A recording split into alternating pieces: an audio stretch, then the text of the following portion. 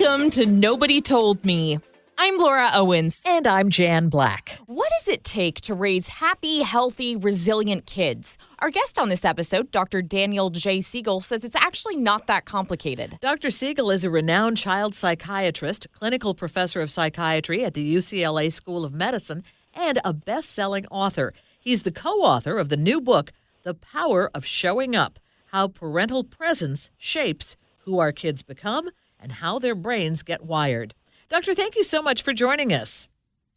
Pleasure to be here with you. What does it mean for a parent to show up? Showing up is a simple term that means a very deep lesson that we get from all of the science of parent-child relationships, which is when you are there with your full attention, bringing an open awareness to connecting with your child, that's what we mean by showing up. And it has amazing ways that studies show it leads to positive growth of resilience and well-being in your child. How is it harder than we think? Well, these days, it's so easy to get distracted, whether it's distracted by your digital devices like your smartphone or your computer, distracted by things you're worried about, all the things going on in the world these days, or even just distracted by all the busyness that people tend to have themselves scheduled to do this and do that and do this.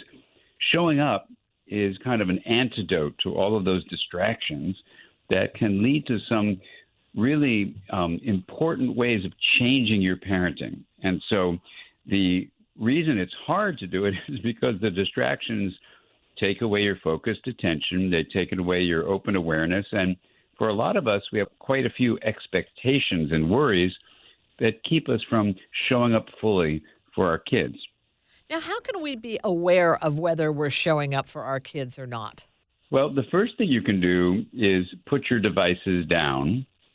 And if you've noticed, for example, oh my gosh, I just spent 10 minutes at a meal where my child was on her device and I was on mine, and then suddenly you become aware of it, that's a first step. You know, eyes up and devices down. Mm-hmm. And eyes up means look to your child. So you're teaching them the art of connecting, which can mean with eye contact. It can mean paying attention to nonverbal signals, like what their face is expressing, how their posture is, their gestures, the timing and intensity of the response that they're giving. All of these things teach our kids how to have conversations with us and with their peers.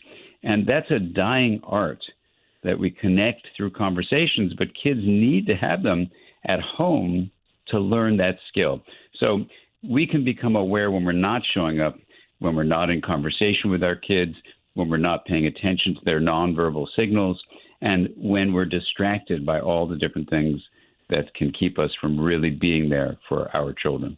And it seems like this must have changed so much from the generation I know, where my mom raised me in the ages a little bit before cell phones, and her mother obviously raised her long before cell phones. And I'm wondering how parenting has changed from our experience versus what parents are experiencing today.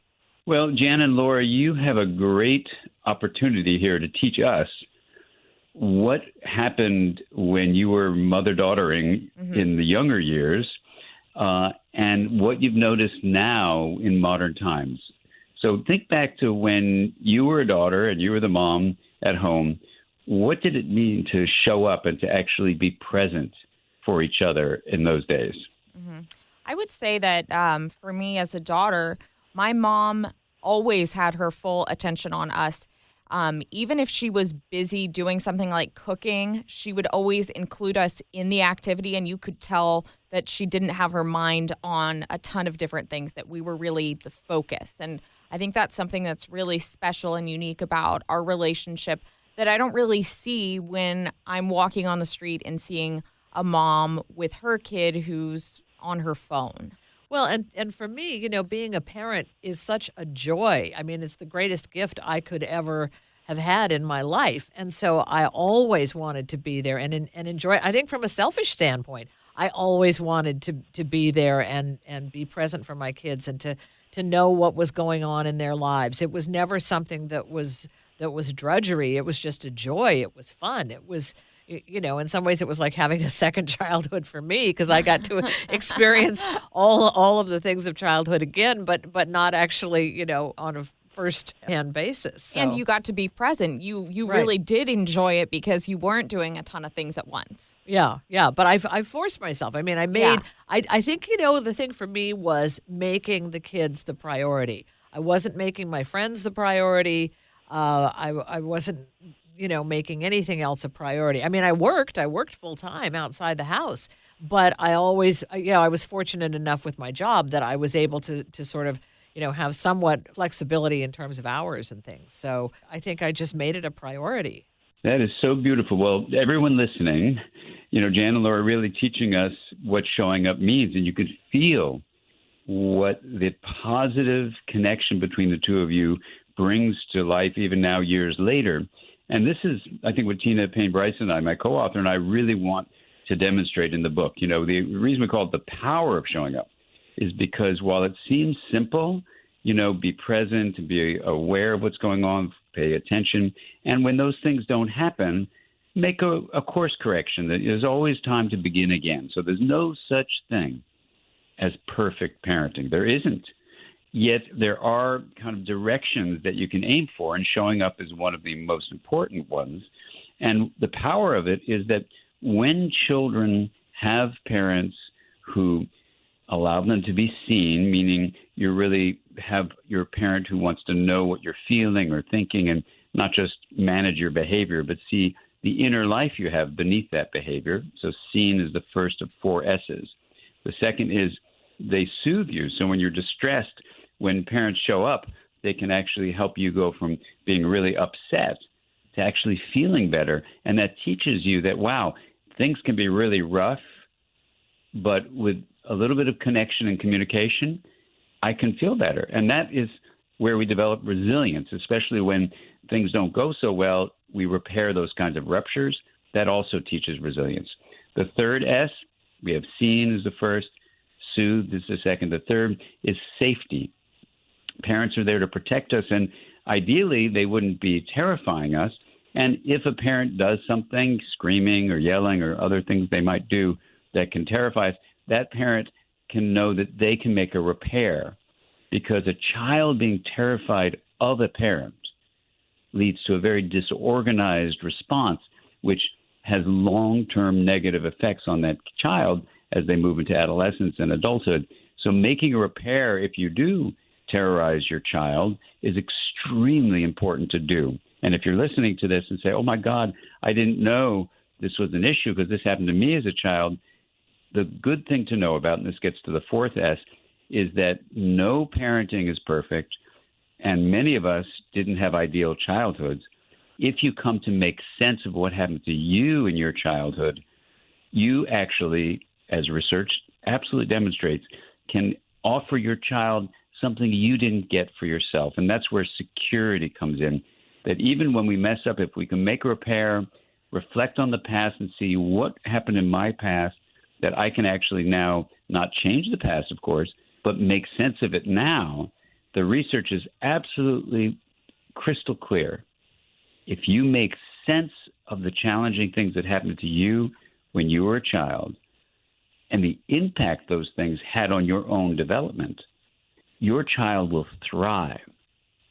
And yet, if we don't do that, the research also shows, sadly, that we, even though we don't want to, end up doing things to our children, like terrifying them, that we don't really even want to do.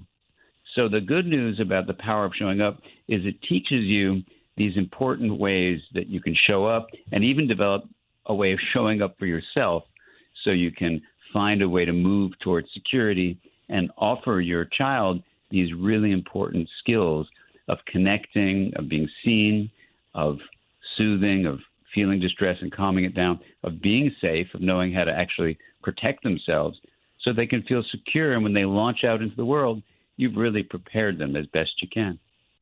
Our Nobody Told Me conversation continues in just a minute, but first, Have you heard about Rothy's? They're the company making stylish shoes for women and girls out of recycled plastic water bottles. Rothy's shoes come in an ever-changing, exciting variety of colors, prints, and patterns.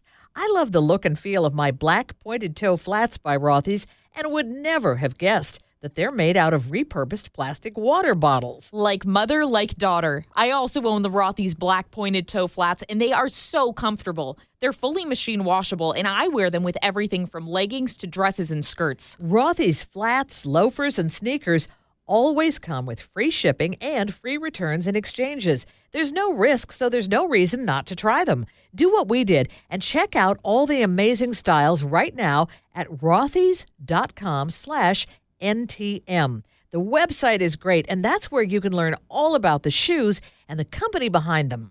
Go to rothys.com/NTM to get your new flats. Comfort, style, and sustainability. These are the shoes you've been waiting for. Head to rothys.com/NTM today. The older that I've gotten, the more of a firm believer I am in the fact that a mother's job really is never done. And I think that my mom actually provides me more support now, or it feels like she does, than she even did when I was younger. And as the parent of adult children, I am really curious to know from your perspective how the importance of being there for your kids has changed, and if it's just as important or less important now. Well, that's a really great question. My wife and I, Caroline Welch and I, have a 25-year-old and a 30-year-old. And, when they were younger, when I was first starting to write books on development and the brain and all this kind of stuff and how relationships shape the development of the brain, they were very young, and, I was teaching at the university in those days. And as they went through their childhood, I wrote various books, Parenting from the Inside Out with Mary Hartzell and Mindsight and other books, as they would grow up. But now they're young adults, and they've asked me not to keep on writing about them, so I don't. But we can write about Tina's kids. But my relationship with them, and that Caroline has now with them, is just so beautiful. And, it's, of course, it's not an experiment where you say, well, you didn't do the control condition where you mistreated them and see how it turns out. But we do have those studies in general. So all I can say is that they're, fantastic people, and the way they can communicate and essentially have what you could call an internal compass, an internal sense of who they are that allows them to navigate through the challenging moments that everyone's life has, is just beautiful to see. And it's consistent with the research that shows that when you show up for your child as they move through the adolescent years, they will have this resilience. They will be most likely to have resilience and security, self-awareness. And in a way, it's a gift that keeps on giving, because then, your role is obviously extremely different when your children are 25 and 30 versus 5 and 10. And you get the benefits that the beautiful ways that you've worked on showing up so that they've learned to have conversations and connections is now something that's fundamental to how you relate to them as young adults. Yeah, when you talk about the conversations, I think that is like the most important thing that I ever was able to provide to my daughters, was the ability to have a conversation about whatever was happening in their lives and to just listen to whatever was happening in their lives. Mm-hmm. And being there after school and talking about the horrible things that happened at school that day that maybe in the long run weren't that horrible, but they seemed like they were at the time. But I think that even without you knowing, you helped us build resilience, by listening to us. And maybe after talking it out with you, things didn't seem like they were as big of a deal and they seemed more manageable. And in that way, I feel like it made me more resilient. And you know what? The thing about talking it out, maybe, and Doctor, I'm sure you would have great input on this, that by talking out a situation, you're sort of helping the child develop critical thinking skills so that the next time a situation that's negative occurs, they can think on their own because they've learned the skills from their parents in talking it out before. Well, exactly. I mean, I can just give you a little example, where, my 25-year-old, our daughter, she's in graduate school in environmental science. I was visiting her in school, and she invited me to come to a class on, the psychological challenge of being someone working to protect the environment. And it was so exquisite to listen to her reflect on the inner emotional experience and to offer that to the other students who were in the room. And I was there just as a participant listening. And it was so beautiful to see these reflective skills. I mean, to just put a name to it, where she could reflect on the feeling of hope, the feeling of despair, the feeling of fear, the feeling of anger, all these different emotional states that research is very clear. We learn that from our parents. When parents talk to us about what's going on inside of us, not just how we're scheduling all the classes we're taking, but the feelings and thoughts and attitudes and responses we have, parents have those kinds of, let's call them reflective conversations or reflective dialogues. A dialogue is just a conversation. These reflective conversations then literally build the circuitry of a child's brain for self-understanding, for being able to be aware of their emotions and regulate them so they can calm themselves down, for understanding others, called empathy, and caring about them so you can help them, called compassion. It helps build kindness, essentially. And when you see your 25-year-old in a class like this and see her kind of, even though she's a scientist in environmental science with these other engineers and people in policy, and she's able to articulate the inner mental life that, if you're not aware of it, will have you collapse with burnout. But if you're aware of it, it gives you this inner resilience. It was absolutely so inspiring to see her, participate in that, and in many ways bring all these different skills together, wanting to help Earth, but also realize we're all humans, and part of the human journey, as Fred Rogers quotes one of his mentors, what's human, or what he says in the film that Tom Hanks was in, emotions, when they're mentionable, they're manageable. And that's really what we're talking about, Yeah. And anyway, and so you learn that from your parents. Our Nobody Told Me conversation continues in just a moment. Much like our extraordinary guests on Nobody Told Me, many Air Medcare Network members have their own inspiring stories to share. They never thought the unthinkable would actually happen to them. But when it did, they were relieved to have their Air Medcare Network, AMCN, membership. If a medical emergency arises, Air Medcare Network provides members with world-class air transport services to the nearest appropriate hospital with no out-of-pocket expenses. More and more, insurance fails to cover the full cost of a medical emergency. Secure protection and financial peace of mind for your entire household by joining Air Medcare Network today. Memberships cost as low as $65 a year and cover 38 states. Plus, right now, as a Nobody Told Me listener, you'll get a $10 Visa gift card with a new one-year membership. Visit airmedcarenetwork.com/nobody and use offer code NOBODY. Again, for a $10 Visa gift card with a new one-year membership, just visit airmedcarenetwork.com/nobody and use offer code NOBODY. How can we talk to our children about really scary or difficult issues without scaring them? Yeah, so that's really, really great. And I think as we try to address this question, all of us should just take a nice deep breath, because it's such a central question in the world today for parents, because there are many, many things that are pretty terrifying, whether it's school shootings or things going on in the environment, or, all the different social injustice going on with all the strife that's happening.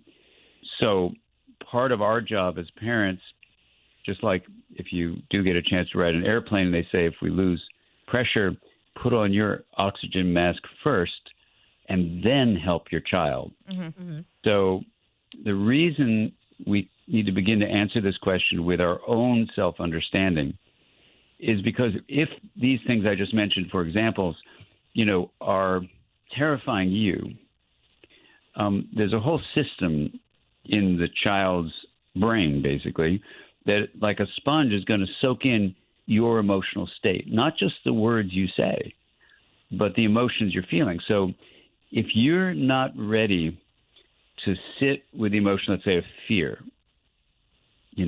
or anger or helplessness about some of these examples, then you need to do a little personal work first. We have a thing called the Wheel of Awareness, which allows you to build the strength to deal with those things by making the hub of this metaphor of how the mind works expansive. So imagine that the mind can be seen like a wheel, and the center of the wheel, the hub, is consciousness, as being aware, and the things on the rim of this wheel represent things you can be aware of, like fear or helplessness. If your container, that hub, is really, really small, let's say the size of an espresso cup, and the challenge, this feeling of helplessness or fear on the rim, is like, let's say, like a tablespoon of salt. If you dump a tablespoon of salt into a small espresso cup size container of water, it's too salty to drink.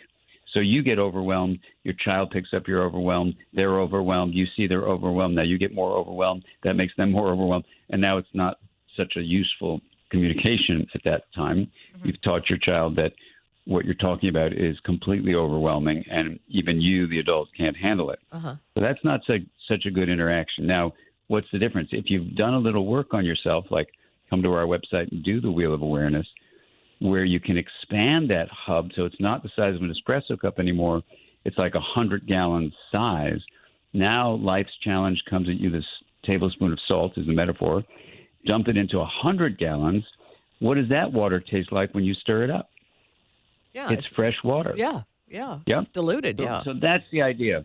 It dilutes the challenge. So what we need to do, no matter what the challenges we're going to face in our communities, in our country, on Earth, we as parents absolutely need to empower ourselves to learn the skills of expanding that container. And you say, well, how do I do it? Even just go to our website for free, drdansiegel.com. You go and just start doing this. You'll see. You build up your capacity to have this spacious hub, and that's what the practice, the Wheel of Awareness, does for you. Now you go to your child. Now let's get to the second step. Now, what do you say? You say, there was a school shooting this week, a nearby school, or, there was a massive storm or a flood. I mean, you pick your scary thing, and we can talk about it, but you say, I want to talk to you right now about how you're feeling, because I know at school people were talking about the flood. They were talking about the shooting. They were talking about, what one of the politicians said or whatever. There's all sorts of things that can be frightening. And your child says, I don't want to talk about it. You go, I appreciate that, but maybe later in an hour, I think it's important tonight after you're done with your homework or whatever, or maybe it's better even during the day that we talk about it. Okay, fine. Now you're sitting down. And now what you want to do is keep in mind a simple phrase that, when I made this up, it was inspired by some research done at my university, at UCLA. And the phrase is, name it to tame it. And it's just like what Fred Rogers said. If it's mentionable with words, then it's manageable. So you want to name a feeling, even something so upsetting as terror or helplessness or fury or confusion. So now the beautiful thing that happens in this communication you're about to have with your child is you're saying, let's talk about what you're feeling. They go, well, I just don't know how to explain it. I feel in my body. Like you say, what do you feel in your body? And I have this acronym SIFT for sensations in the body, images that might come up, feelings like emotions of helplessness, and thoughts about it. So sifting is what you do in a reflective conversation. So you can begin with sensations of the body. Your child says, I don't know, my heart is pounding really fast and my muscles are really tight and I feel like I'm, very nauseous. You're okay, great. It's really good to be aware of your body's sensations. Now, any images in your mind? And they say, well, I just feel like the whole world is falling apart and I just see all this scary stuff. Okay, great. So you're talking about bodily sensations of, that are really, really about tension. You're talking about images that are kind of scary. And what kind of emotions, what kind of feelings, the F of SIFT, you have? And now they say, well, I'm really scared, Mom. I'm really scared, Dad. What's going to happen? And you bring them to you, you hug them, and you go, you know something, in life, we have all sorts of emotions, and they're when things are meaningful. And so you're having the emotion of fear, and that's totally makes sense. And let's just be with that fear. You don't have to run from the fear, because there's an impulse when you feel frightened that you better run. And we can understand that, you know, in school it's scary when you do these drills for, you know, the shooter drills and how unfortunately people are doing in schools. Yeah. Or, you know, when you hear about these floods. So you talk about those things. You know, I wish we could say to our kids, everything's going to be okay. But unfortunately, that's just not true. And so you don't want to have to lie to your kids, but you can say, we're going to be doing everything we can to make everything okay. Now, that's true, you know, and so in school, they're going to keep you safe, and we're going to have, you know, for an earthquake or floods, you know, we're going to have our safety stuff. So we're going to be prepared. And, you know, what you're feeling now as a 5-year-old or 10-year-old or 12-year-old, whatever age your child is, you're feeling a very understandable emotion of fear. And what happens in these kinds of conversations is you're separating out the emotion, let's say fear, from the child's identity. So they can say, I have an emotion of fear, rather than I am terrified. Mm-hmm. The word I am, that phrase I am, can allow kids to feel like I'm nothing but terror versus, you know, there's a feeling of terror. Of course there is, because there was a terrible thing that happened. And naming it, having a conversation about it, this is really what we have to do these days, especially. And this is true across all layers of society. We need to be able to help our kids articulate what's going on, to name it, to tame it, to make it mentionable so it's manageable. Our Nobody Told Me conversation continues in just a minute after we talk about one of our favorite subjects, the moon. Did you know that day or night, everyone is born under the moon? Astrologers believe that just like the position of the sun and the stars on the day you were born affects your personality, so too does the moon phase you were born under. It's called your lunar personality. Your moon phase may give insight as to why you're either practical and grounded or more intuitive and creative. For instance, those born under a new moon are said to be great innovators, whereas those born under a full moon may be more extroverted. If this sounds like fun to explore, check out moonglow.com, where you can enter your birth date to discover your lunar personality. Moonglow creates personal jewelry featuring your unique moon. Each design incorporates their personalized moon phase charms. And it's not just birth moons. Maybe you want to discover your anniversary moon or the moon from any date that is most meaningful to you. Whichever special date you want to remember, visit moonglow.com today to find your moon. And remember to enter promo code Nobody Told Me for 15% off your first Moonglow. Your unique moon phase and lunar personality awaits. So what do you say to parents who maybe have to travel a lot or maybe are working 2 or 3 jobs and just don't have the actual time to show up as much as they'd want to?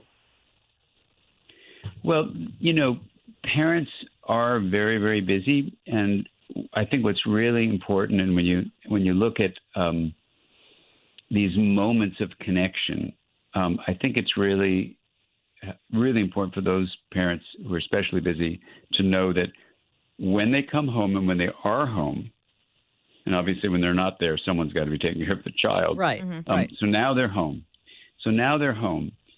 And it's not the quantity of time, and I don't want to just say, oh, it's quality time, but it's literally the showing up at those times that you're there, that the research shows that, you know, children will sense when they have this. There's a phrase that a person I worked with once said that is just so beautiful. She made it up. I didn't, but it's so clear. Feeling felt. Mm-hmm. When your child feels felt by you, even if it's for these short periods you're home because you're traveling out and doing a lot, you know, those are moments of meeting that have a lot of meaning to them, that get embedded in your child's brain, literally, and they know that they exist within you, even when you're physically away. And it's that security to know I exist in my mom's mind, even when I'm not right in front of her. And there are little ways that you can do that. I mean, one is literally tuning into what's going on in your child right there when you're back. But another thing you can do is really keep in mind that when you speak about your child, that you can do it in very specific ways. So if I've come back from a trip, I might remember that my daughter went out with her friend Sarah, 3 days earlier. And I come back, and so we're sitting around, goofing around with the dog, and we're playing with the dog, and I say, hey, how was your time with Sarah earlier in the week? She knows when I've said that without her telling me up front, hey, Dad, 3 days ago I went out with Sarah. Mm-hmm. If I can remember that, then what it does is it lets my daughter know she's in my mind.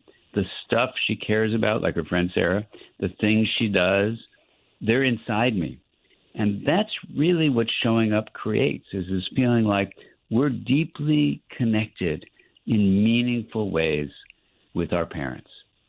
I couldn't agree with that more. I've always felt that way. And now that you've articulated it, I really agree that I think when my parents will make a mention of something that they knew went on in my life that was, it doesn't even have to be important, just something that I did. When they remember it, it really means a lot. And you get kind of this warm feeling like, oh, okay, they're my parent, they care. And it I don't know, it makes the relationship feel closer. So I really understand that. Exactly. Our Nobody Told Me conversation continues in just a minute after we tell you about our sponsor, Third Love Bras. Do you find your bra gets uncomfortable at the end of the day? Are you often fidgeting with your bra straps because they've slipped off your shoulders, or maybe they're digging into your shoulders? Well, at Third Love, they feel the best bra is one you never have to think about. That's why they design bras to fit you perfectly with all-day comfort and support, straps that don't slip, and a smooth, scratch-free band. Third Love has bras in over 80 sizes, which is twice the amount of most other brands. Just like 15 million other women, I took Third Love's Fit Finder quiz and answered a few simple questions to find my perfect size in just a minute. I appreciate how Third Love even offers half-cup sizes. In fact, they invented them. I love my Third Love bra because it's so comfortable and fits me just right. I feel the same about my Third Love Racerback bra, and I think it's great that Third Love has a team of expert fit stylists available to help you via chat or email. Returns and exchanges are free and easy, and Third Love donates all of its returned bras to women in need. Third Love knows there's a perfect bra for everyone, so right now they're offering our listeners 15% off their first order. Go to thirdlove.com/NTM now to find your perfect fitting bra and get 15% off your first purchase. That's thirdlove.com/NTM for 15% off today. And our final question for you, we always ask our guests, what is your nobody told me lesson? So what is it that you wish someone had told you about parenting and being present for your kids that maybe you didn't know when you became a parent yourself or when you first started out as a psychiatrist that you wish you'd known? Wow. I would say it was showing up for sure. No one told me that. But to build, because we've been talking about the whole time, a little something new that's within the showing up is something you can simply call mind sight, which is basically this capacity we have that no one ever told me about, to see the emotions, the thoughts, the intentions, the meaning of something, that my daughter cared about Sarah and she was working something out with her 3 days ago. These ways we create essentially maps of the mind of another person or maps of the mind of ourselves. So that inner subjective life called the mind is really important. And there's a perceptual ability, we call it mind sight, that is different from physical sight. So like you can have lots of parents who actually care about their kids, but when they don't develop their own mind sight abilities and have these reflective conversations, their children don't develop the same resilience. So it isn't just, does my mom love me or not? It's actually, yes, does my mom love me or my dad love me? And are they actually teaching me the skills that develop this inner compass through mind-sight conversations. And I wish someone had told me that years ago, especially when I was becoming a physician, because the studies are really clear. When you use this, even in a medical practice, your patients benefit. When you use it raising your children benefit. And even you yourself benefit from knowing your own mind. And the cool thing is, and I talk about this in a book called Mindsight, there's a case there of a person who was 92 who didn't develop this when he was a kid. He didn't think he could change, but you can see in the course of, it's a true story. In the course of that chapter of the book, you'll see in the course of his work how Mindsight developed even in his 90s. So if you're listening, you say, oh, well, I'm in my 30s, I'm in my 40s. No, it's never too late to develop this really important skill and to nurture it so that you thrive and your family thrives as well. And extending that, I'm gathering that you would like to pass this information on to teachers and grandparents and other people who have children in their lives. Completely. Absolutely. That it's so important to show up. And Doctor, how can people connect with you on social media and the internet? Well, the website is DR for doctor, and then Dan, D-A-N, and the last name is Siegel, S-I-E-G-E-L. DrDanSiegel.com is the website. I believe that's I think that's all the social media things, whatever you call them, handles or whatever it is. They're all the same. It's all Dr. Dan Siegel. It's pretty boring. I mean, someone once said, well, it's more interesting than Dr. Dan Siegel. It's Dr. Dance Eagle. I said, what do you mean? They said Dance Eagle. So that's my new nickname at home, Dr. Dance Eagle. Well, we thank you so much for joining us, Doctor. This has really been a pleasure and enlightening, and I so hope that people will really take it to heart and really, take that extra step to think about how they're relating to kids and showing up in their lives. Well, Jan and Laura, it's been an absolute pleasure to be with you and great to connect. And again, that has been Dr. Dan Siegel, co-author of the new book, The Power of Showing Up, How Parental Presence Shapes Who Our Kids Become and How Their Brains Get Wired. And again, his website is drdansiegel.com. I'm Jan Black. And I'm Laura Owens. You're listening to Nobody Told Me. Thank you so much for joining us.